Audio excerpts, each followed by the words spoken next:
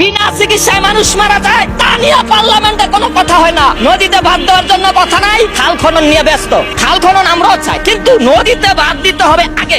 আজকে নদীতে বাদ দেওয়ার ব্যবস্থা নাই। আমার নেতা বরিশালের এমপি, আমার নেতা আব্দুল জলিল সাহেবের প্রতিদ্বন্দ্বী বিএনপির নেতা পাস করছে, আমরা তার পাশে ছিলাম। এখন সেই মন্ত্রী চায় নদীতে বাদ দেওয়া হোক বরিশালে, কিন্তু নদীতে বাদ দেওয়ার প্রজেক্ট চালু হয় না কেন? আমি বিএনপি বুঝি না, আমি আওয়ামী লীগ বুঝি না, জামাত বুঝি না, এনসিপি বুঝি না। এই দেশের রিকশাওয়ালা, ব্যাংক শ্রমিক, কৃষক শ্রমিক, এই দেশের অসহায় মানুষ যদি তাদের অধিকার না পায়, আমি কোন দলের দালালি করতে পারবো না। আমি কোন দলের বিরুদ্ধ বলি না, পক্ষ বলি না।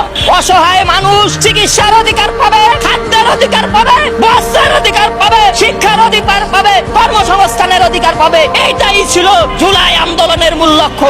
আজকে জুলাই আন্দোলনের মূল লক্ষ্য থেকে যদি এনসিপি তোমরা সরে যাও, তোমাদের পাশে আমরা জনগণ নাই। অনেকে বলে খায়রুল মনে হয় বিএনপি কে নামানোর জন্য জুলাই আন্দোলনের বিরুদ্ধে লাগছে। আরে ভাই, আমি জুলাই আন্দোলনের পক্ষে, কিন্তু তাদের লক্ষ্য ছিল চিকিৎসা পাইবো, খাদ্য পাইবো, বস্ত্র পাইবো, বাসস্থান পাইবো, নদীতে বাদ দিব, কর্মসংস্থান হইব। এইটা আমাদের জুলাই আন্দোলনের লক্ষ্য ছিল। কিন্তু পার্লামেন্টে দাঁড়াইয়া কেউ এই কথা বলে না। আজকে জনতার পার্লামেন্ট, রাজপথে দাঁড়ায় আবার কেন আমরা রাজপথে নামতে হচ্ছে? আমি রাজপথে আসি না, আমাকে এই প্রেস ক্লাবের আশেপাশে পাইবেন না। আজকে সাংবাদিক ভাই উপস্থিত সামনে পাইছেন, দেখে আমারে পাইছেন। আমার বাড়ি আব্দুল্লাহপুর কেরানীগঞ্জ ছাড়া আমাকে আর মাঠে পাইবেন না। কারণ প্রতারক, ওরা প্রতারক। ওরা অসহায় মানুষের চিকিৎসার অধিকারের কথা পার্লামেন্টে তুলে ধরে না।